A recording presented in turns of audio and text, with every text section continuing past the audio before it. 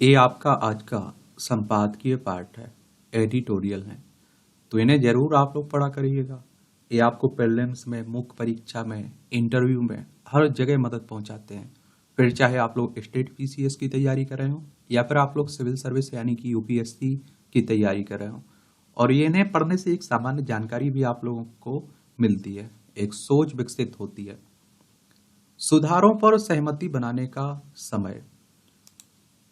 तो आम चुनाव हो चुके हैं, रिजल्ट भी आ चुके हैं और किसी भी पार्टी को बहुमत नहीं मिला है, ये भी आप लोगों को मालूम होगा।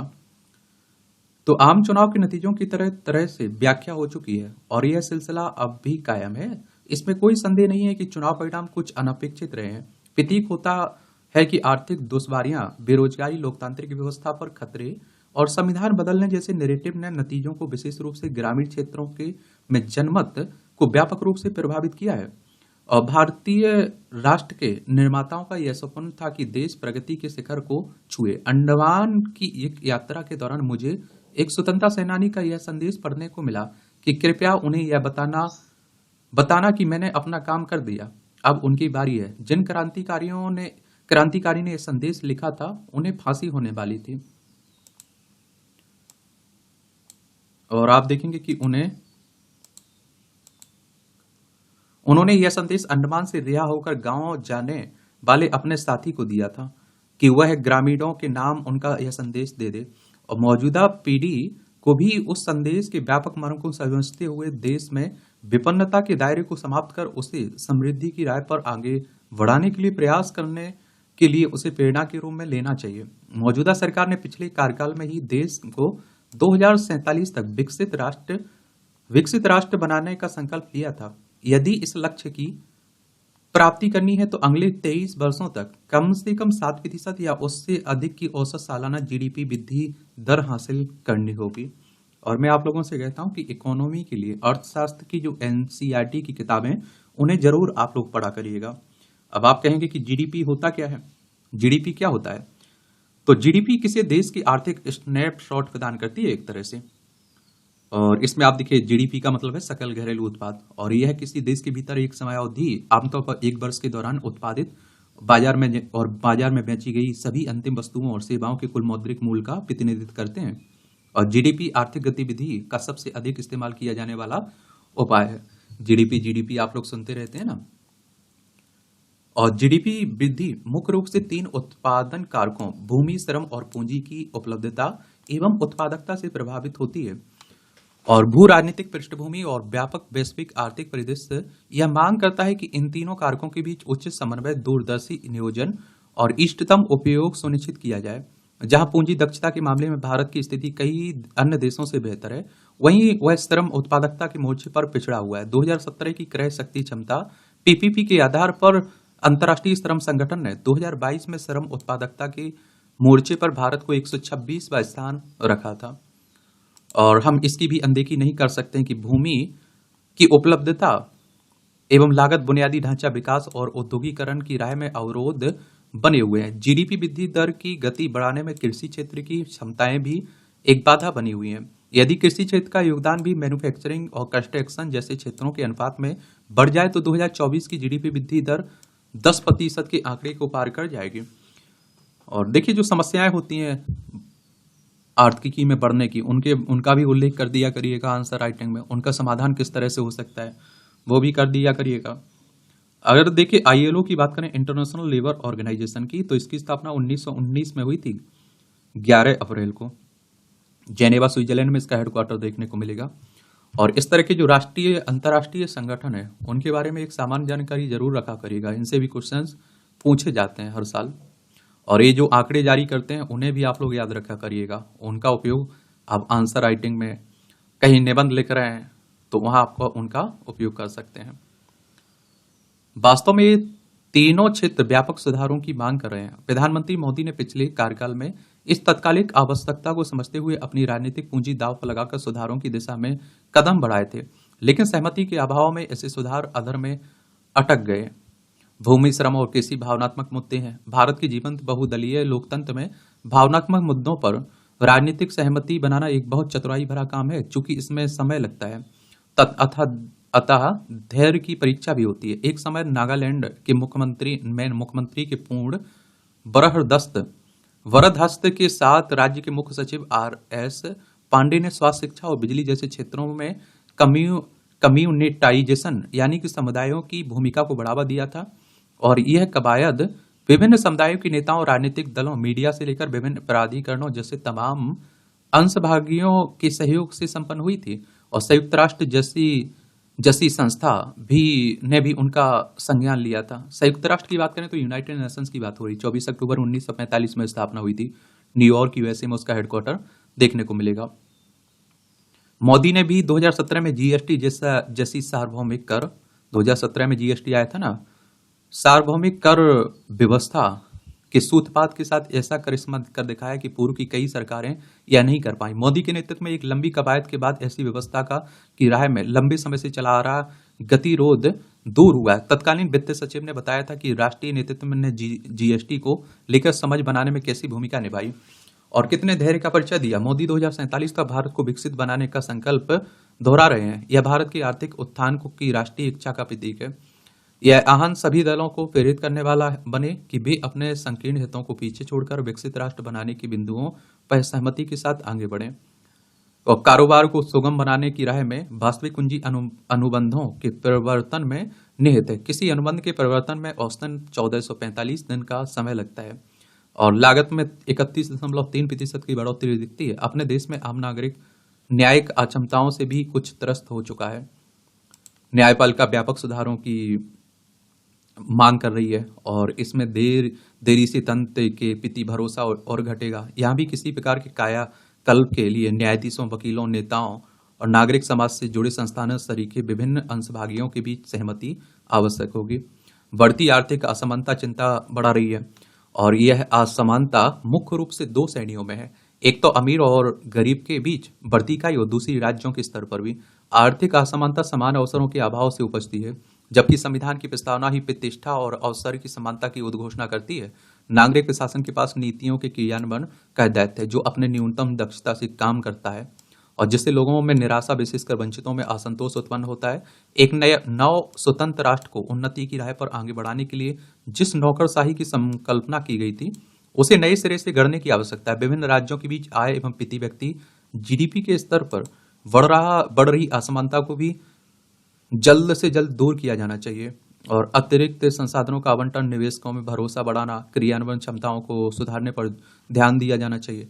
भारत की जनता अपनी नई सरकार के भावी कदम की व्यग्रता से प्रतीक्षा कर रही है। तमाम लोग प्रचंड गर्मी के दौरान जान जोखिम में डालकर सरकार चुनने के लिए वोट डालने बाहर निकले। यदि लोगों को सरकार से निराशा हाथ लगती तो उनकी पीड़ा आक्रोश में बदल सकती है। लेखक, सेबी और LIC के पूर्व चेयरमैन हैं। इनका नाम है GN वाजपेयी। इनके द्वारा यह आर्टिकल लिखा गया है। निराधार थे लोकतंत्र पर उठे सवाल। तो विश्व के सबसे बड़े चुनाव के दौरान देश की जनता को भारतीय लोकतंत्र की चाल ढाल की विलक्षण छटाएं देखने को मिली हैं। 11 लाख और 8 लाख से अधिक के अंतर से लोग जीते तो नोटा का भी इस्तेमाल किया गया। निर्वाचन आयोग पर तोहमतें लगती रहीं और उस पर मुस्तैदी से और निष्पक्षता से कार्य भी किया चुनाव आयोग ने। संविधान, लोकतंत्र, EVM पर सवाल उठे, लेकिन नतीजों ने ऐसा करने वालों को गलत साबित कर आईना दिखाया है। नतीजे बता रहे हैं कि भारतीय लोकतंत्र को कहीं कोई खतरा नहीं है। चुनावी सरगर्मी कभी नरम गर्म रही तो कभी तल्ख हुई है। एक ओर से अतिरेक का उत्तर भी अतिरेक से ही दिया जाता रहा है और आप देखते हैं कि ऐसे क्षण भी आए जब शिष्टाचार की मर्यादाएं टूटती नजर आए। इस ओर संघ प्रमुख मोहन भागवत ने उचित टिप्पणी की है। निर्वाचन आयोग ने प्रचारकों को सख्त हिदायत दी और कुछ को प्रचार कार्य से अलग भी किया। सत्ताधारी दल में अति आत्मविश्वास था कि 400 से अधिक सीटें जीतेंगे। उसे सबसे बड़ी पार्टी का दर्जा तो मिला, लेकिन पिछली बार से कम सीटें ही मिल सके। मोदी काल में कई मोर्चों पर सक्रियता का ही फल है कि 6 दशक के पहले का इतिहास दोहराते हुए नरेंद्र मोदी के नेतृत्व में राजग लगातार तीसरी बार सरकार बना सका और कांग्रेस ने पिछले चुनाव की तुलना में अच्छा प्रदर्शन किया। एक तरह से आप कहिए कि अच्छी बात है और कम से कम विपक्ष भी मजबूत रहे तो और अच्छी बहस होती है, चर्चाएं होती हैं। लोकसभा की बात करें तो 543 सीटें हैं लोकसभा में। लोकसभा सदस्य का चुनाव डायरेक्ट जनता यानी कि मतदाताओं के द्वारा होता है। अगर आपकी उम्र 18 साल हो चुकी तो वोटर सूची में नाम जुड़ चुका होगा, वोट डालने भी जाते होंगे। पहले 21 साल हुआ करती थी वोट देने की उम्र, फिर इसे घटाकर 18 साल कर दिया गया था 61वें संविधान संशोधन के द्वारा।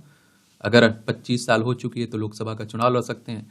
लोकसभा उम्मीदवार के लिए कम से कम 25 साल होनी चाहिए उम्र, और अधिकतम उम्र की कोई सीमा नहीं रखी गई है। ये चुनाव करवाता कौन है? इलेक्शन कमीशन ऑफ इंडिया, भारतीय निर्वाचन आयोग, एक संवैधानिक संस्था है। संविधान के अनुच्छेद 324 के तहत चुनाव आयोग की स्थापना की बात की गई है। 25 जनवरी 1950 में स्थापना हुई थी। 25 जनवरी को आप लोग मतदाता दिवस मनाते हैं। नई दिल्ली में हेडक्वार्टर देखने को मिलेगा। सुकुमार सेन पहले मुख्य चुनाव आयुक्त थे। चुनाव में तमाम सवाल उठे। सनातन और राम मंदिर निर्माण को लेकर भी अनर्गल प्रश्न उछलते रहे। विपक्षी दलों ने अपनी शक्ति सामर्थ्य के बिंदु गिनाने में जितना श्रम किया उससे अधिक विरोधी के छिद्रान्वेषण में लगाया। शक्ति और सामर्थ्य के नाम पर दिया सपना सरीखे प्रलोभनों की यह एक लंबी सूची तैयार की जाती रही है। अगर सरकार बनी तो किसे क्या क्या दिया जाएगा। चुनाव के बीच अल्पसंख्यक बनाम बहुसंख्यक के विवाद को भी तूल दिया गया। बहुसंख्यक होने से हिंदू और हिंदुत्व को संशयग्रस्त पहचान के रूप में स्थापित करना, अल्पसंख्यकों के लिए खतरे से रक्षा का नाटक अपने वोट सुरक्षित करने के लिए किया जाता रहा है। और यह राष्ट्रबोध और देश संस्कृति सभ्यता सबको फांसी पर धकेलने का उपक्रम बन गया।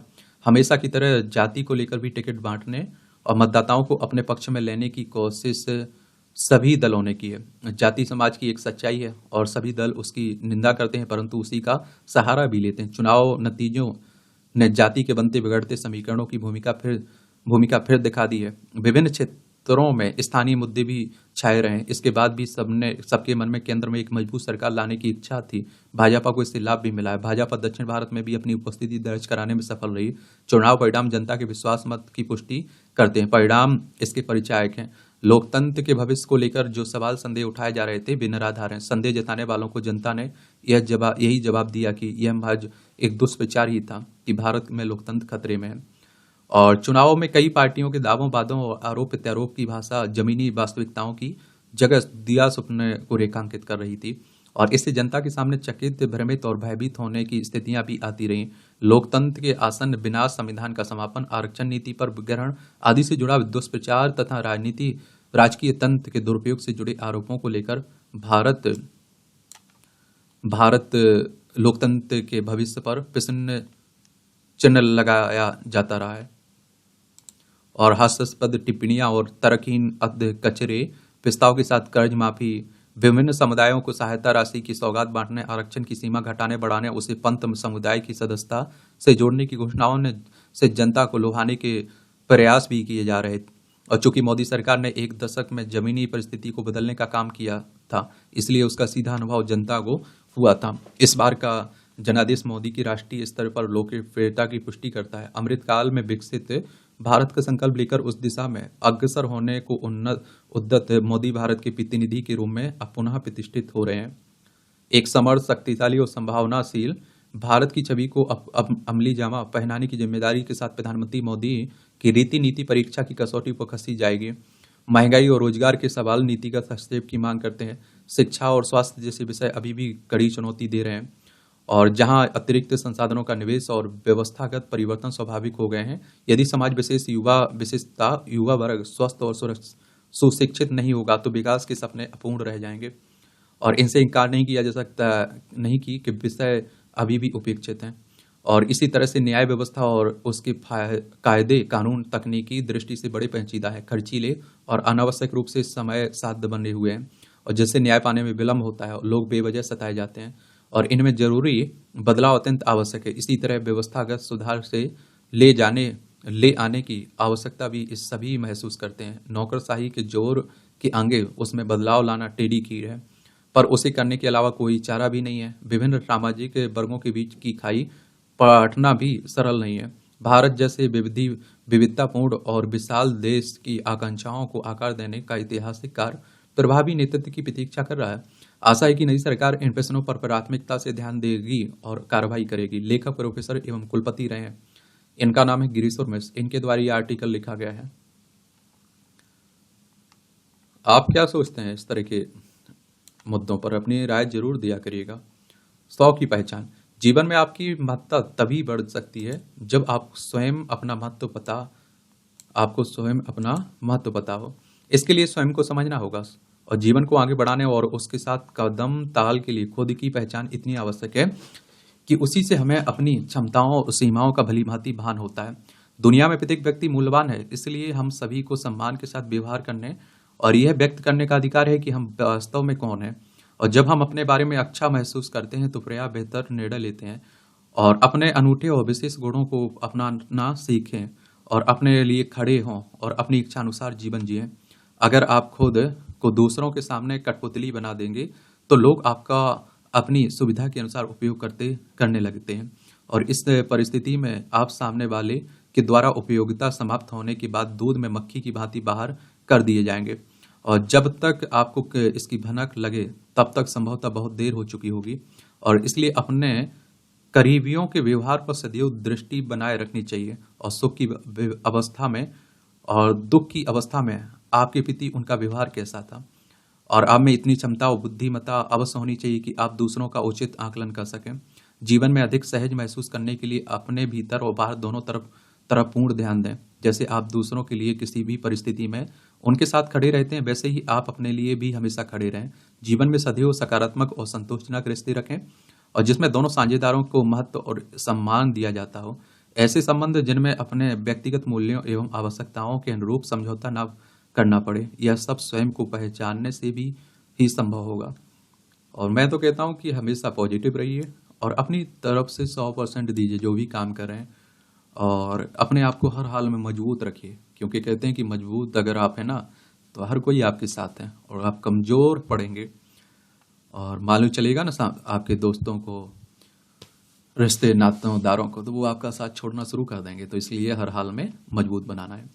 आंतरिक सुरक्षा को खतरा, तो रियासी के बाद जम्मू संभाग के कठुआ और डोडा में आतंकी हमले गंभीर चिंता का कारण बनने चाहिए।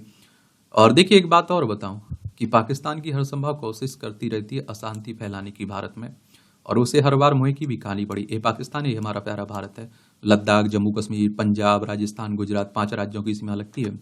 ये 1947 तक हमारा हिस्सा था। 1947 में हम लोगों से अलग हो गया था।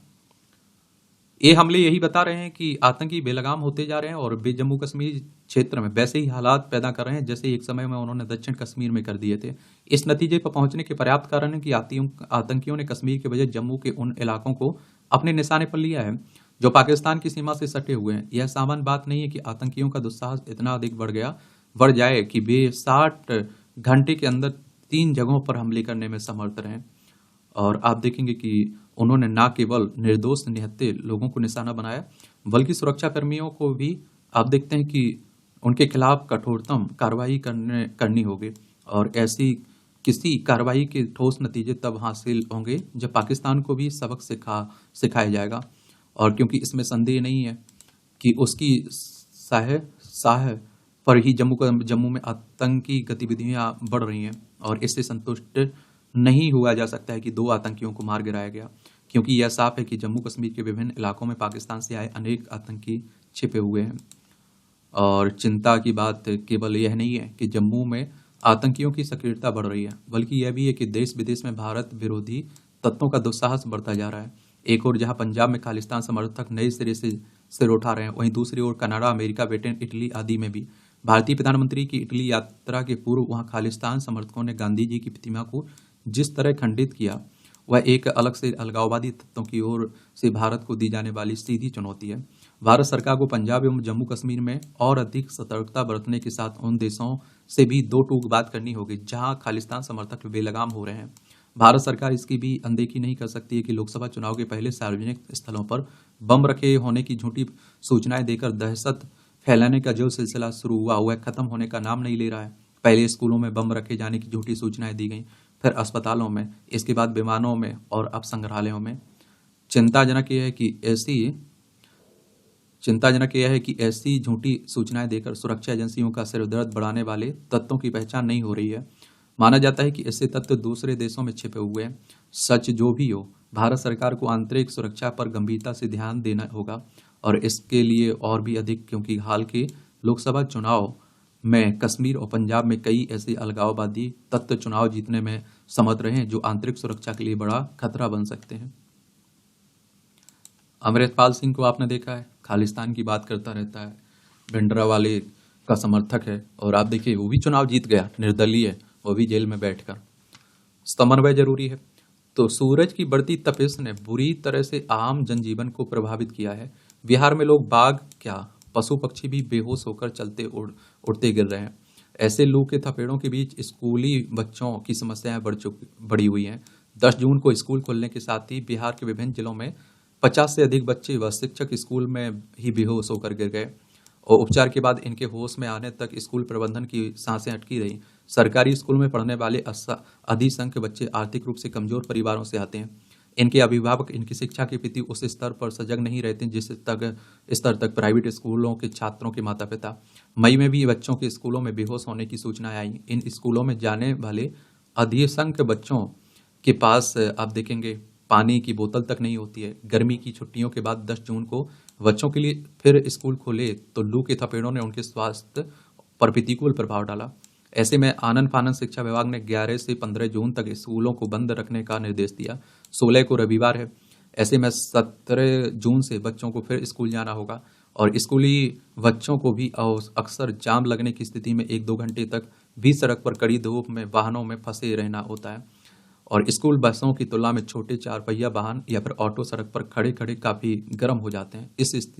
इस स्थिति में छोटे बच्चों का स्वास्थ्य पूरी तरह से बिगड़ जाता है, और ऐसे में शिक्षा विभाग की यह जिम्मेदारी बनती है कि मौसम विभाग से समन्वय स्थापित कर बच्चों की स्कूल खुलने की समय सीमा का निर्धारण करें।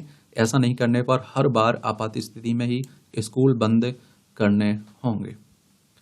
जब तापमान लू के आप नुकसान बता रहे हैं तो ये भी बता दिया करिएगा, फिर उपाय भी बता दिया करिएगा बच्चों को किस तरह से किया जाता है, एक सुरक्षित किया जा सकता है, वो भी बता दिया करिएगा। 360 डिग्री, अब समझ रहे हैं, घुमाकर निबंध लिखना है आपको, आंसर लिखना है, हर पॉइंट उसमें हर पक्ष को ध्यान में रखना है। बारिश की बूंद बूंद सहेजने का समय, ये तो दिल्ली के मामले में आप देख ही रहे हैं क्या हाहाकार मचा हुआ है, फिर भी हम लोग नहीं जाग रहे हैं। मानसून अपनी राह पर चल पड़ा है और हर किसी की निगाहें इस बात पर टिकी हैं कि उनके यहाँ वर्षा कब होगी। वास्तव में यह मानसून का नहीं बल्कि उन अमृतमयी बूंदों की प्रतीक्षा है जिनकी आस में झुलसती गर्मी ने सभी को व्याकुल कर दिया रखा है। इसलिए मानसून का इंतजार है। पहले भी इंतजार होता था और पर व्यापक व्याकुलता नहीं थी। गर्मी, तपन, झुलसन इतनी प्रचंड नहीं होती थी। गांव बड़े और मझोले कस्बों में भी लोगों के पास कूलर नहीं होते थे, बिजली के पंखे तक दुर्लभ थे। मैंने आपसे कहा कि मेरे यहाँ आप तो देखिए पंखा कूलर कुछ नहीं होता था गांव में जहां हमारा जन्म हुआ। आप सोचिए कि पेड़ के नीचे लोग सो जाते थे, छत पर सो जाते थे। हमारे यहाँ एक बरगद है, वहां आप देखते हैं कि लोगों की पंचायत जुड़ी रहती थी, वहां स्कूल लगता था। आज के समय में आप देखिए गांव में एसी की जरूरत पड़ने लगी है। हाथ से बने बांस और कपड़े के पंखे ही सबके लिए पर्याप्त थे और ऐसी बेचैनी नहीं थी, और क्योंकि घरों के आसपास बाग बगीचे में छायादार पेड़ गर्मी को सहन कर लेते थे। आज की परिस्थितियां बदल चुकी हैं, ना तो पेड़ पौधों की वही संख्या रही, ना ही बाग बगीचे बचे। जहाँ ये सब हुआ है करते थे वहाँ अब कंक्रीट के जंगल खड़े हो गए हैं, कच्ची पगडंडियां और सड़कें सीमेंट से पक्की हो गई हैं। कुएं, बावली, तालाब होली आते आते सूख जाते हैं। जब लहलहाते खेतों और बाग बगीचों की जगह मानो निर्मित बस्तियां हैं जहां शाम को ठंडक का एहसास अब नहीं होता है। तालाबों में बच्चों से लेकर बड़ों और बुजुर्गों का नहाना भी अब सिर्फ एक सपना प्रतीत होता है। सच में मेरा गांव ही नहीं पूरा देश और दुनिया बदल चुकी है। बसाहट जिस तेजी से बढ़ी है उसके अनुसार प्राकृतिक खाना पूर्ति नहीं हो पाई, और कभी यह नहीं सोचा कि सूखते जल स्रोत और उजड़ते जंगल हमें कैसे दिन दिखाएंगे, और भूगर्भ में संग्रहित जल का बोरिंग और ट्यूबवेल से अत्यधिक दोहन किस तरह की मुसीबत खड़ी करेगा।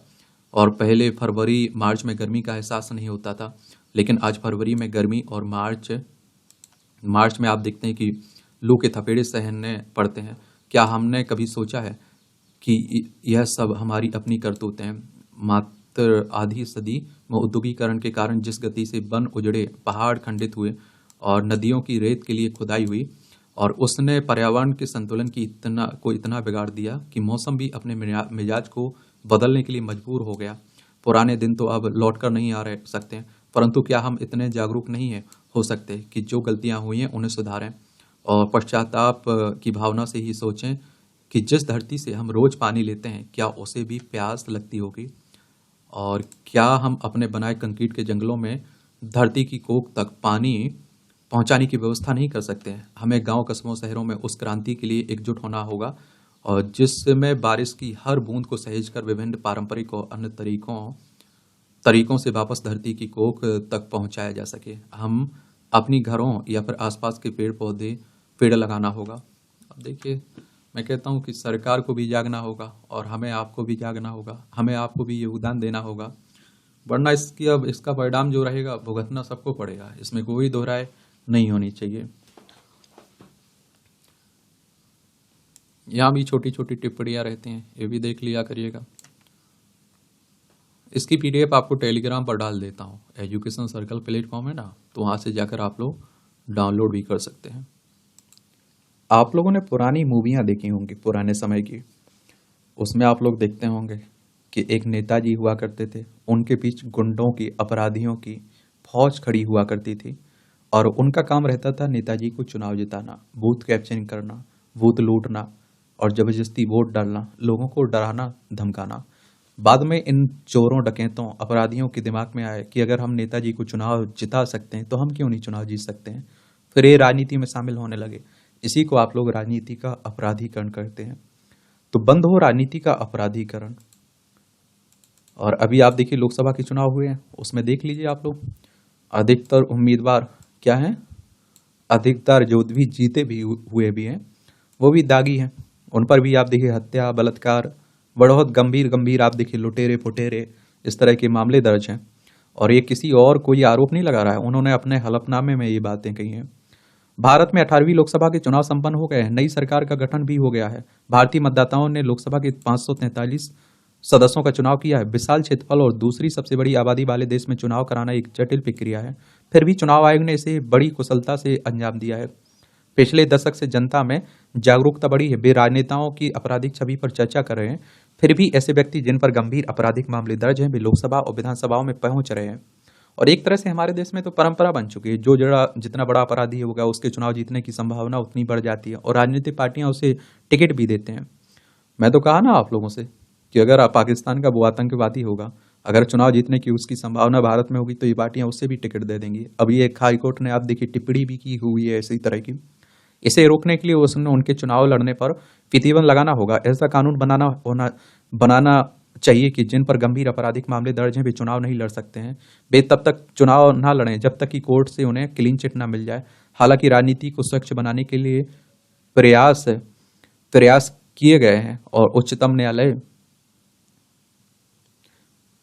न्यायालय ने आप देखिए कहा कि केंद्र सरकार को यह निर्धारित करना चाहिए कि अपराधी किस्म के लोग जनता की नुमाइंदगी ना बने। चुनाव आयोग ने भी सुप्रीम कोर्ट को बताया कि उसने राजनीति से अपराधीकरण को समाप्त करने के लिए सक्रिय उपाय किए हैं और सिफारिशें भी की हैं। और देखिए सुप्रीम कोर्ट की बात करें तो हमारी सर्वोच्च अदालत है। संविधान के अनुच्छेद 124 के तहत सुप्रीम कोर्ट की स्थापना की बात की गई है। 25 जनवरी 1950 में स्थापना हुई थी। 28 जनवरी 1950 में स्थापना हुई थी। 25 जनवरी 1950 को चुनाव आयोग की स्थापना हुई थी और अनुच्छेद 124 के तहत सुप्रीम कोर्ट की स्थापना की बात की गई है। देखा जाए तो राजनीति से अपराधीकरण को प्रभावी ढंग से कम करने के लिए कानून संशोधन आवश्यक है जो चुनाव आयोग के अधिकार क्षेत्र से बाहर है। केंद्र सरकार और चुनाव आयोग को साथ मिलकर ऐसी व्यवस्था बनानी चाहिए जिससे गंभीर अपराधों के आरोपित जिनके खिलाफ आरोप तय हो चुके हैं और जिनके खिलाफ मुकदमा चल रहा हो उन्हें चुनाव लड़ने से रोका जा सके। चुनाव आयोग हमेशा से राजनीति को पूरी तरह से अपराध मुक्त बनाने के पक्ष में रहा है, लेकिन आपराधिक छवि वाले नेताओं को चुनाव लड़ने से रोकने की शक्ति उसके पास नहीं है। और इसलिए आप देखते हैं कि कानून बनाना और चुनाव आयोग को ऐसी व्यक्तियों को चुनाव लड़ने से रोकने का अधिकार देना आवश्यक है। एक बात आप सभी जानते हैं, कानून कैसे बनता है, यही नेता तो बनाते हैं। अब ये जो अपराधी चुनकर लोकसभा में जा पहुंचे हैं, बहुत सारे अपराधी हैं ना जिन पर अपराध के मामले दर्ज हैं। अब इस तरह का कोई कानून आएगा कि इन्हें चुनाव लड़ने से रोकने के लिए ये इसके विरोध में चले जाएंगे, वो कानून नहीं बन पाएगा और वो पास ही नहीं हो पाएगा। राजनीति में अपराधियों की बढ़ती संख्या, यह ध्यान देने योग्य है कि प्रत्येक चुनाव के साथ आपराधिक मामले में लिप्त सांसदों की संख्या में निरंतर वृद्धि हो रही है। इसकी रिपोर्ट का भी उल्लेख कर दिया करिएगा जब आप लोग आंसर लिख रहे हैं, इस टॉपिक पर कहीं निबंध लिख रहे हैं। Association for democratic reforms ADR की रिपोर्ट स्पष्ट करती है कि चुनाव दर चुनाव ऐसे सांसदों की संख्या बढ़ रही है जिन पर आपराधिक और गंभीर आपराधिक मामले दर्ज हैं। 2009 के लोकसभा चुनाव में ऐसे सांसदों की संख्या 30% थी, जो 2014 में बढ़कर 34% हो गई, 2019 में 43% हो गई और 2024 में हालिया चुनाव में बढ़कर आप देखिए 46% हो गई। आप खुद सोच के देखिए, लोकसभा सांसदों में से टोटल में से 46% दागी हैं, आपराधिक प्रवृत्ति के हैं। अब आप देखिए, कोई कानून विधेयक लाया जाएगा तो वो पास थोड़ी हो पाएगा, विरोध होने लगेगा।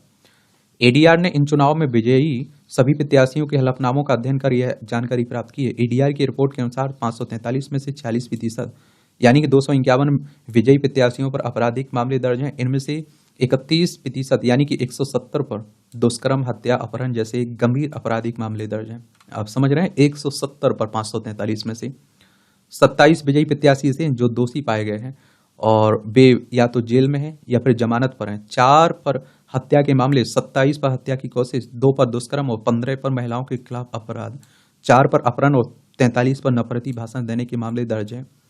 यानी कि आप सोचिए कि लोग जेल में बैठकर भी चुनाव जीत जाते हैं हमारे देश में। आप समझ सकते हैं। रिपोर्ट के अनुसार एक स्वच्छ पृष्ठभूमि वाले उम्मीदवार की जीत की संभावना मात्र 4.4% है।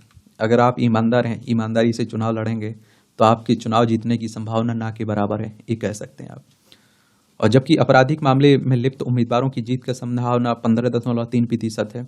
उदाहरण के लिए भाजपा के 240 विजेता उम्मीदवारों में से 39% यानी कि 94, कांग्रेस के 99 में से आप देखिए 49% यानी कि 49, और सपा के आप देखते हैं कि 37 में से 57% यानी कि 21, तृणमूल कांग्रेस के 29 में से 45% यानी कि 13, डीएमके के 22 में से 59% यानी कि 13, टीडीपी के 16 में से आप देखिए 50% यानी कि 8 और शिवसेना के सिंधे के 7 में से 71% 5 उम्मीदवारों के खिलाफ आपराधिक मामले दर्ज हैं।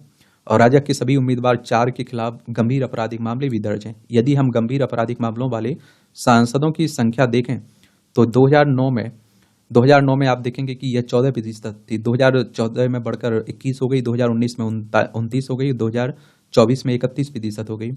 और इस वृद्धि का कारण यह है कि राजनीतिक दल इस बात को स्वीकार नहीं कर रहे हैं कि आपराधिक मामले में लिप्त व्यक्तियों को चुनाव में उतारना देश के हित में नहीं है।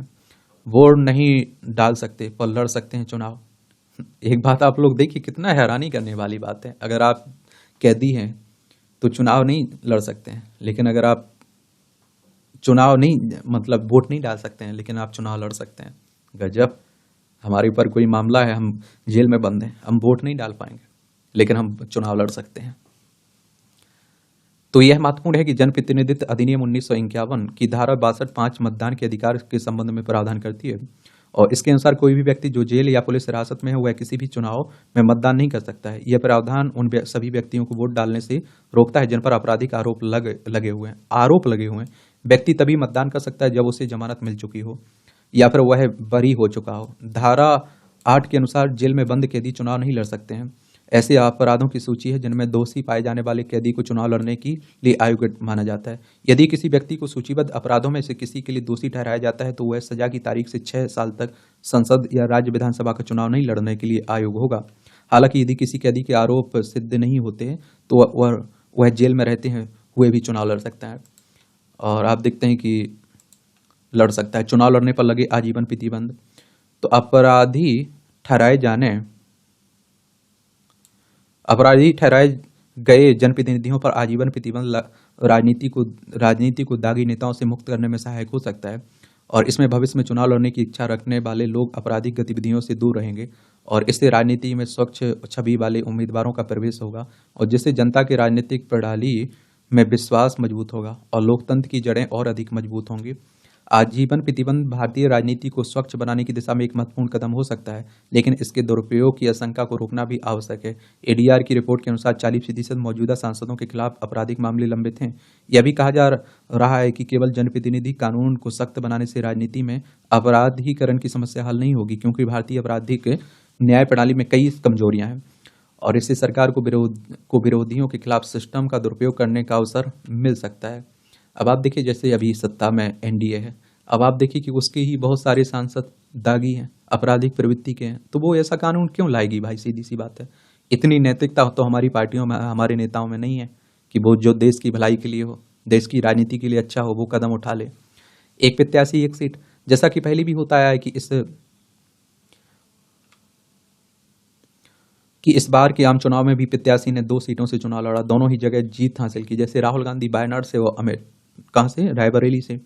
और इसी यहाँ प्रश्न उठता है, क्या 2 स्थानों से चुनाव लड़ने पर प्रतिद्वंद होना चाहिए? यह निर्णय विधायिका को करना है। पहले सुप्रीम कोर्ट ने शक्तियों के पृथक्करण की नीति का पालन करते हुए एक से अधिक सीटों से चुनाव लड़ने पर प्रतिबंध की मांग वाली याचिका को खारिज कर दिया। एक उम्मीदवार का 2 निर्वाचन क्षेत्रों से चुनाव लड़ना राजनीति में और उम्मीदवारों के लिए विकल्पों को व्यापक बनाता है। इस प्रावधान को समाप्त करने से उम्मीदवारों के अधिकारों का हनन हो सकता है। जनप्रतिनिधित्व अधिनियम 1951 की धारा 33(7) के तहत उम्मीदवार अधिकतम 2 निर्वाचन क्षेत्रों से चुनाव लड़ सकता है। तो राजनीतिक दलों ने कई बार एक से अधिक सीटों पर चुनाव लड़ने के लिए, कभी प्रतिद्वंदी के वोटों को बांटने के लिए, तो कभी देश भर में अपनी पार्टी की ताकत का प्रदर्शन करने के लिए, और कभी कभी निर्वाचन क्षेत्रों के आसपास के क्षेत्रों में अपना प्रभाव को मजबूत करने के लिए इस नीति का उपयोग किया है। उम्मीदवारों और दलों ने धारा 33(7) का दुरुपयोग भी किया। ज्ञात हो कि 2004, 2010, 2016, 2018 में चुनाव आयोग ने धारा 33(7) में संशोधन की सिफारिश की थी, जिससे एक उम्मीदवार केवल एक ही सीट से चुनाव लड़ सके। अब एक ऐसी प्रणाली का विकास होना चाहिए जिसमें यदि कोई उम्मीदवार 2 निर्वाचन क्षेत्रों से जीतता है तो वह एक निर्वाचन क्षेत्र से उपचुनाव कराने का आर्थिक बोझ उठाए, खर्चा उठाए। यानी कि सीट खाली कर रहा है तो उसी को खर्चा उठाना चाहिए। संसद में महिला प्रतिनिधित्व बढ़ने के मायने, अभी तो आप देखिए इस बार तो कम है, लेकिन आप देखेंगे कि जब 33% आरक्षण लागू हो जाएगा तो बढ़ जाएगा। राजनीति में महिला मतदाताओं की भूमिका अहम है। लोकसभा, विधानसभा चुनाव हो या पंचायती राज व्यवस्था, हमारे देश में गांव में होने वाले चुनाव महिलाओं का मत मायने रखता है। बावजूद इसके प्रतिनिधित्व के मामले में महिलाओं की भूमिका उस तेजी से नहीं बढ़ रही है। देखिए, आधी आबादी महिलाओं की है। मैं तो कहता हूँ उन्हें आधी आबादी के हिसाब से तो मिलना चाहिए ना प्रतिनिधित्व। और महिलाओं की क्या समस्या है, उनका समाधान किस तरह से हो सकता है, इसे मुझे लगता है कि महिलाएं ही समझ सकती हैं। और इसके आप देखते हैं कि जैसी बढ़नी चाहिए। हाल ही में हुए आम चुनाव में इस बार कुल 74 महिलाएं ही सांसद चुनी गई हैं। वहीं 2019 के आम चुनाव में 78 महिलाएं थीं। भाजपा की 30 महिला उम्मीदवारों ने लोकसभा चुनाव जीता है। वहीं कांग्रेस की 14, तृणमूल की 11, समाजवादी पार्टी की 4, द्रमुक की 3 और जदयू की लोजपा की 2 महिला उम्मीदवार विजयी हुई हैं। पिछली बार यानी 17वीं लोकसभा में महिला सांसदों की संख्या सबसे अधिक थी। वहीं 15वीं लोकसभा में यह संख्या 52 थी और 16वीं लोकसभा में 64 महिलाएं चुनी गई थी। ऐसे में इस बार महिला सांसदों का आंकड़ा घटना विचारणीय है। देश की संसद में महिलाओं की उपस्थिति आधी आबादी की शिक्षा, सुरक्षा, सम्मान, सामाजिक पारिवारिक भूमिका जैसे कई पहलुओं से जुड़ा है। और चुनावी मैदान में उतरने से लेकर जीत हासिल कर संसद में पहुंचने तक महिला जनप्रतिनिधियों की मौजूदगी अनगिनत मोर्चे पर महत्वपूर्ण है। महिला उम्मीदवारों की जीत समाज से लेकर राजनीतिक परिवेश तक बदलाव की आहट से प्रतीत होती है। ऐसे में परंपरागत ढांचे वाले हमारे समाज में इस भागीदारी का आंकड़ा थोड़ा भी कम होना विचारणीय हो जाता है। अच्छा आर्टिकल लिखा जाता है, इस तरह का एडिटोरियल होना चाहिए। और इस तरह के टॉपिक पर एक सामान्य जानकारी आप लोग भी रखा करिएगा। आपकी सोच क्या है इस पर, आपके विचार क्या हैं, आप भी बताया करिएगा। पढ़े लिखे लोग और मतदान तंज कसा जा रहा है। ये आप देखिए, सियासी खींचतान में फंसी प्यासी दिल्ली। दिल्ली में पानी की जो समस्या बनी हुई है उसी को लेकर बातें हो रही हैं। बताइए, राजधानी का ये हाल है तो बाकी का क्या हाल होगा। भीषण गर्मी में दिल्ली पीने के पानी के संकट से जूझ रही है। और वैसे तो मौसम की मार झेल रहे दिल्ली वासियों को हर साल भीषण गर्मी के दौरान पानी की भारी किल्लत से जूझना पड़ता है। रहीमन पानी राखिए, बिन पानी सब सून, पानी गए ना उबरे, मोती मानुष चून। रहीम की यह पंक्ति आज दिल्ली वासियों पर बिल्कुल ठीक बैठ रही है। हर हकीकत में दिल्ली वाले बीते कुछ दिनों से पानी की भारी किल्लत का सामना कर रहे हैं। विडंबना है कि दिल्ली सरकार और दिल्ली के उपराज्यपाल वीके सक्सेना के बीच जारी रस्साकसी का खामियाजा दिल्ली वालों को भुगतना पड़ रहा है। और अब देखिए, वो एक दूसरे पर आरोप ही लगा रहे हैं। और विडंबना यह है कि दिल्ली सरकार और दिल्ली के उपराज्यपाल वीके सक्सेना के बीच जारी, और इसमें हालात यह है कि दिल्ली की जल मंत्री अतिशी दिल्ली के जल संकट के लिए कभी दिल्ली के उपराज्यपाल को, कभी हरियाणा सरकार को दोषी ठहराती रही हैं। वहीं उपराज्यपाल जल संकट के लिए पानी को चोरी और बर्बादी का मुख्य कारण बता रहे हैं। इस बाबत हिमाचल प्रदेश के मुख्यमंत्री सुखविंदर सिंह सुक्खू का कहना है कि हिमाचल दिल्ली सरकार के साथ किए गए समझौते के तहत दिल्ली को पानी देने के लिए प्रतिबद्ध है। वहीं दिल्ली के उपराज्यपाल यह दावा कर रहे हैं कि हरियाणा दिल्ली को पूरा पानी दे रहा है। दिल्ली सरकार मूनक नहर की मरम्मत नहीं करा रही है और वह टैंकरों के जरिए पानी की चोरी नहीं रोक पा रही है। यह सवाल यह उठता है कि जब हरियाणा द्वारा दिल्ली को पूरा पानी दिया जा रहा है तो दिल्ली पानी की किल्लत क्यों झेल रही है। दिल्ली वाले पानी के लिए क्यों तरस रहे हैं, मारामारी करने पर क्यों उतर गए हैं। एक बात आप लोगों से पूछता हूँ, कह रहे हैं कि पानी की चोरी, अगर सोचिए पानी की चोरी करने की जरूरत पड़ रही है, यानी कि ये चिंता का कारण है। ये हमारे समाज में चिंता होनी चाहिए, भारत में चिंता होनी चाहिए कि पानी के पीने के लिए पानी की चोरी करनी पड़ रही है। मौजूदा समस्या दिल्ली में जल संकट की हकीकत यह है कि दिल्ली को हरियाणा से कुल 1050 क्यूसेक पानी मिलना चाहिए। एक क्यूसेक का अर्थ अनुमानित तौर पर 28.31 लीटर होता है। और 1 मई से 22 मई तक हरियाणा मोनक नहर के करियर लाइन नहर यानी CLC में 719 क्यूसेक और दिल्ली सब ब्रांच यानी DSB नहर में 350 क्यूसेक पानी छोड़ा गया था। गत दिनों मतदान के 2 से 3 दिन पहले यह 91 क्यूसेक तक कम हो गया। बीते कुछ दिनों से केवल 985 क्यूसेक पानी मिल रहा है। सुप्रीम कोर्ट ने निर्देश पर हिमाचल प्रदेश अतिरिक्त पानी भी छोड़ने को तैयार है। जहां तक मूनक नहर की मरम्मत रखरखाव का सवाल, तो इसका ठीकरा दिल्ली सरकार पर फोड़ना गलत है। नहर की मरम्मत और उसके रखरखाव का जिम्मा हरियाणा सरकार के सिंचाई विभाग का है। हकीकत में मूनक नहर से पानी बवाना लाया जाता है। और यह तो रही दूसरे राज्यों से पानी आने ना आने की बात। अब जरा दिल्ली में जगह जगह लोगों के लिए लगाए गए वाटर ATM की बात करें, जिसके बारे में भीषण गर्मी में लोगों की प्यास बुझाने को लेकर बढ़ चढ़कर दावे किए जा रहे थे। और उनकी हकीकत यह है कि भी खराब पड़े हैं। कहीं तो वे ठीक से काम ही नहीं कर रहे हैं। कहीं उनकी हालत इतनी खस्ता है कि लगता है कि वे अब गिर पड़ेंगे। कहीं उन पर ताले लटके हैं। और जहां तक वाटर ट्रीटमेंट प्लांट की बात है, तो हालिया फिलहाल 9 वाटर ट्रीटमेंट प्लांट अपनी क्षमता से ज़्यादा काम कर रहे हैं। दिसंबर तक द्वारका में एक नया प्लांट बनकर तैयार हो जाएगा। और असली समस्या तो पानी की मांग और उपलब्धता की है। दिल्ली में पानी की मांग 1296 MGD million gallon per day से 1300 MGD तक है, लेकिन सप्लाई केवल 998 से 1000 MGD ही है। स्वाभाविक है कि 300 MGD पानी की कमी तो बरकरार रहती ही है। और जल संकट के मद्देनजर कुल 587 ट्यूबवेल लगाने की योजना थी। पहले चरण में इसमें कुछ लगे भी, और जिनसे 19 MGD पानी मिल रहा है। जबकि दूसरे चरण में आप देखिए 2590 ट्यूबवेल के लिए 1800 करोड़ की राशि की दरकार थी, और जिसकी अभी तक मंजूरी नहीं मिली है। फिर भी दिल्ली सरकार के जल बोर्ड की क्षमता केवल 90 करोड़ गैलन पानी की ट्रीटमेंट की ही है।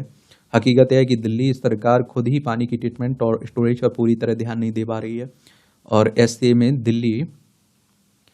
ऐसी स्थिति में दिल्ली सरकार लोगों को पानी की जरूरत कैसे पूरी कर पाएगी, जबकि सुप्रीम कोर्ट ने दिल्ली सरकार से पानी की बर्बादी रोकने के लिए योजना पेश करने का निर्देश दिया। और इस स्थिति में जबकि करीब 40 से 50 साल पुरानी पाइपलाइन में लीकेज और जगह जगह फटने से हजारों गैलन पानी की बर्बादी रोजमर्रा की बात है।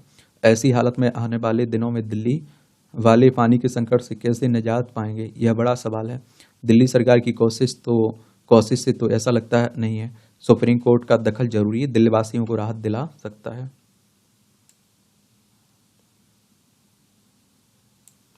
मधुर संबंधों के गवाह बने पड़ोसी। अभी आप देखिए, जब प्रधानमंत्री साहब ने शपथ ली तो पड़ोसी देश के नेता आए हुए थे ना। नरेंद्र मोदी जवाहरलाल नेहरू की बराबरी करते हुए लगातार तीसरी बार प्रधानमंत्री बने हैं। इस बार मोदी की सरकार राजग के अन्य घटक दलों पर निर्भर रहेगी, क्योंकि भाजपा स्पष्ट बहुमत के 272 के आंकड़े से पीछे रह गई है। और इसलिए आप देखेंगे उसे आप देखें घटक दलों के साथ समन्वय स्थापित करते हुए जहां चुनौतियों का सामना करना होगा, वहीं जनता की अपेक्षाओं पर भी खरा उतरना होगा। और इसके साथ ही मोदी ने पड़ोसी देशों के राष्ट्र प्रमुखों को शपथ ग्रहण समारोह में आमंत्रित कर मधुर संबंध बनाए रखने का उदार संदेश दिया है। समारोह में बांग्लादेश की प्रधानमंत्री शेख हसीना, मॉरिशस के प्रधानमंत्री प्रविंद जगन्नाथ, मालदीव के राष्ट्रपति मोहम्मद मुइज्जू, श्रीलंका के राष्ट्रपति रानिल विक्रमसिंघे और सेशल्स के उपराष्ट्रपति अहमद अफीफ, नेपाल के प्रधानमंत्री पुष्पकमल दहल प्रचंड और भूटान के प्रधानमंत्री सेरिंग तोब्गे शामिल हुए। पड़ोसी चीन और पाकिस्तान को आप देखते हैं कि दरकिनार करते हुए मोदी ने यह भी संकेत दिया है कि केंद्र में साझा सत्ता होने के बावजूद वह पाकिस्तान और चीन के नापाक मंशा के सामने झुकने वाला नहीं है। अफगानिस्तान को इसलिए नहीं बुलाया गया क्योंकि वहां तो सरकार ही आतंकवादी संगठन तालिबान चला रहा है। ऐसे में सीमाई पड़ोसी देशों में से मधुर संबंधों की यह पहल मोदी की दूरदर्शिता की साक्षी बनी है। भारत की ओर से यह पहल पड़ोसी पहले और सागर दृष्टिकोण की नीतियों को प्रभावी बनाने के लिए की गई है। स्पष्ट है कि पड़ोसी देश और समुद्री सहयोग प्रधानमंत्री मोदी के इस तीसरे कार्यकाल में प्राथमिकता में रहेंगे। और 2014 में प्रधानमंत्री नरेंद्र मोदी ने दक्षिण एशियाई सहयोग संगठन देशों को और फिर 2019 में बिम्स्टेक यानी कि बंगाल की खाड़ी की भी बहुपक्षीय तकनीकी एवं आर्थिक सहयोग से जुड़े देशों के प्रमुखों को आमंत्रित किया था। और इस संगठन का प्रमुख उद्देश्य बंगाल की खाड़ी के किनारे बसे देशों के बीच आर्थिक सहयोग बढ़ाना है। इस संगठन में भारत, भूटान, बांग्लादेश, म्यांमार, श्रीलंका, थाईलैंड शामिल है और इसका सचिवालय बांग्लादेश में स्थित है। इन देशों में भारत क्षेत्रफल, आबादी और अर्थव्यवस्था की दृष्टि से सबसे बड़ा और वैश्विक प्रभुत्व वाला देश है। 10 साल पहले यानी मनमोहन सिंह सरकार की यूपीए सरकार के समय भारतीय अर्थव्यवस्था विश्व में 11वें स्थान पर थी, जो मोदी के 10 वर्षीय कार्यकाल में 3.70 लाख करोड़ अमेरिकी डॉलर के सकल घरेलू उत्पाद के साथ विश्व में 5वें स्थान पर है।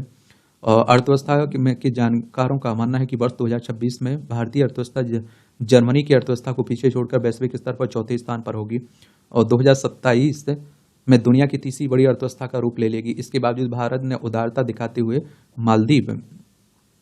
मालदीव के राष्ट्रपति मोहम्मद मुइज्जू को आमंत्रित किया। जब से मुइज्जू मालदीव के राष्ट्र प्रमुख बने, तब से मालदीव और भारत के संबंधों में तनाव बढ़ा हुआ है। उम्मीद है कि अब दोनों देशों के बीच द्विपक्षीय संबंध सकारात्मक दिशा में बढ़ेंगे। दिशा एक तो आप देखिए दक्षेस की बात हुई है और एक बिम्स्टेक की बात हुई है, इनके बारे में जान लीजिए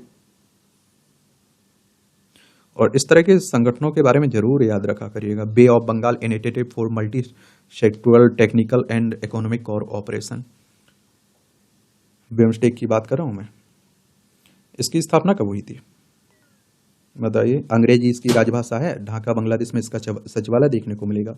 6 जून 1997 में स्थापना हुई थी। बांग्लादेश, भूटान, भारत, म्यांमार, नेपाल, श्रीलंका, थाईलैंड इसके सदस्य हैं।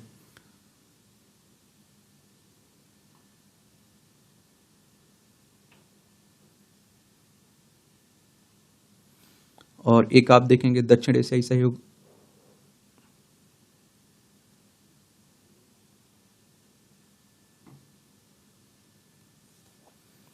South Asian association for regional cooperation, दक्षिण एशियाई क्षेत्रीय सहयोग संगठन, इसकी स्थापना कब हुई थी? दिसंबर 1985 में इसकी स्थापना हुई थी। इसमें आप देखिए अफगानिस्तान, बांग्लादेश, भूटान, भारत, मालदीव, नेपाल, पाकिस्तान, श्रीलंका इसमें देखने को मिलेगा। चलिए ये आप देखेंगे दक्षेस का आशय उन पड़ोसी देशों से है जो हमारी भूमि या फिर समुद्री सीमाओं से जुड़े हुए हैं। इन देशों की संख्या 8 है, जिनमें भारत, पाकिस्तान, अफगानिस्तान, बांग्लादेश, नेपाल, भूटान, मालदीव और श्रीलंका शामिल हैं। हालांकि आप देखिए चीन भी हमारी सीमा से जुड़ा हुआ है, पर वह दक्षिण का सदस्य देश नहीं है। अगर इस समूह में मॉरिशस, ईरान, म्यांमार और मध्य एशिया के 5 गणराज्य भी शामिल हो जाएं, तो इसकी शक्ति वैश्विक मुद्दों में हस्तक्षेप करने के लिए पर्याप्त हो सकती है। दक्षिण देश आप देखते हैं कि विश्व के 3% भूगोल में फैले हुए हैं और विश्व की वर्तमान आबादी का 21% हिस्सा इन्हीं देशों में निवास करता है। इन देशों के कुल क्षेत्रफल और जनसंख्या में भारत का योगदान 70% से अधिक है। आर्थिक दृष्टि से भी भारत का इन देशों में 80% वर्चस्व है। हालांकि वैश्विक व्यापार के मुकाबले इन देशों का आपसी कुल व्यापार केवल 5% है। ये देश ना तो व्यापार के क्षेत्र में सफल हुए हैं और न ही शांति कायम रखने में। नरेंद्र मोदी न केवल दक्षिण बल्कि आसियान, दक्षिण पूर्वी एशियाई राष्ट्रों का संगठन देशों के साथ भी मुक्त व्यापार का समर्थन किया है। इसलिए पाकिस्तान को छोड़कर अन्य पड़ोसियों को शपथ समारोह में आमंत्रित करना यह संदेश देता है कि नरेंद्र मोदी उदार हैं, लेकिन आतंकवाद का समर्थन करने वाले देश के प्रति कठोर हैं। आसियान के बारे में भी याद रखिएगा। ये आप देखिए association of south east Asian nation की बात हो रही। जकार्ता इंडोनेशिया में इसका हेडक्वार्टर देखने को मिलेगा। 8 अगस्त 1967 में इसकी स्थापना हुई थी। तो इस तरह से आप देखेंगे ये हो गया संपादकीय पार्ट आपका दैनिक जागरण का। एक मुझे जनसत्ता का बड़ा अच्छा आर्टिकल लगता है, भूख, भुखमरी और भोजन की बर्बादी। और इस तरह के टॉपिक से क्वेश्चंस पूछे जाते हैं, इसमें भी कोई दो राय नहीं होनी चाहिए आपको। तो पढ़ा करिएगा, बड़े अच्छे से पढ़ा करिएगा, मैं कहता हूँ। और देखिए आप लोग कहते हैं लंबी क्लास हो रही है, ये हो रहा है, वो हो रहा है। मैं कहता हूँ कि ज़्यादा आपको परेशान नहीं होना है, पढ़ाई में ही टाइम देखते हैं। कभी आपने मोबाइल चलाते टाइम देखा है? कितने टाइम आपने मोबाइल चला लिया? भारतीय संस्कृति में सर्वे भवन्तु सुखिन, सर्वे सन्तु निरामया, सर्वे भद्राणि पश्यन्तु माँ कश्चित् दुख भाग भवेत की भावना का साथ साथ समस्त जीव जगत के कल्याण की बात कही गई है। वहीं वसुदेव कुटुंबकम की भावना इस संपूर्ण वसुधा को ही एक परिवार के रूप में स्वीकार करती है। हमारी संस्कृति में जीवन में एकल को स्वीकार करने और उसका मानववर्धन करने या उसकी ओर अग्रसर होने की बात नहीं सिखाई, बल्कि एकल की जगह सकल को स्थापित करने का कार्य किया। हमारे पूर्वजों ने वृष्टि के स्थान पर समष्टि को महत्व और प्राथमिकता दी। हमारे ऋषि मुनियों ने सिखाया कि इस नश्वर संसार में मैं का कोई महत्व नहीं है। यहाँ तो हम के बिना मनुष्य के जीवन में कुछ होने ही वाला नहीं है। वैसे ही यह सच है कि मनुष्यता का ऐसा उदात्त भाव, संस्कारों की ऐसी तरलता, सरलता और ऐसी सांस्कृतिक गहराई दुनिया के किसी भी अन्य समाज, संस्कृति या धर्म में नहीं मिलती है। जबकि हमारी संस्कृति में ये हमारी धमनियों में प्रभावित रक्त के समान है तथा हमारी श्वासों के साथ हमारी देह में प्रविष्टि करने वाले प्राण धारा के समान है। मगर क्या कारण है कि समस्त जीव जगत के कल्याण की चिंता करने वाला समाज आज स्वयं इतना लापरवाह और लाचार और जिम्मेदार हो गया है? अपने इर्द गिर्द के भय, भूख, तड़प, पीड़ा और संकट और समाधान से उसका कोई वास्ता ही नहीं रहा। एक तरह से हम लोग बड़े स्वार्थी हो गए, अब मतलबी हो गए। आखिर यह कैसे संभव हुआ है? स्वयं से पहले दूसरों को भोजन कराने वाले समाज में देश के करोड़ों लोगों को आज भी 2 जून की रोटी नसीब नहीं हो पा रही है। वैश्विक भूख सूचकांक 2023 के मुताबिक 28.7 अंक के साथ भारत में भूख की स्तर गंभीर है। हाल ही में संयुक्त राष्ट्र की ओर से भोजन से जुड़ी 2 बेहद महत्वपूर्ण रिपोर्टें आई हैं। इनमें से एक भोजन की बर्बादी से संबंधित है और दूसरी भोजन के अभाव और भुखमरी से जुड़ी है।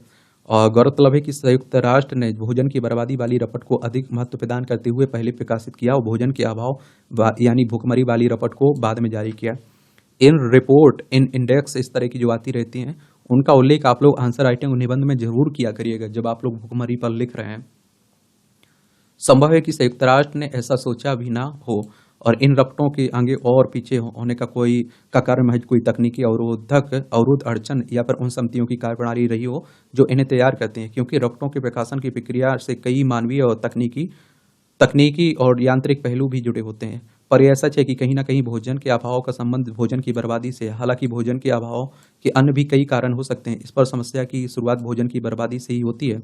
अगर भोजन की बर्बादी 100% रोक दी जाए तो भोजन के अभाव की समस्या के बहुत बड़े हिस्से का निदान हो जाएगा। यानी कि हमारे पास शादी की व्यवस्था है फिर भी बर्बाद हो रहा है। अगर हम उसे रोक दे तो बहुत सारी समस्या, बहुत सारी भुखमरी खत्म की जा सकती है।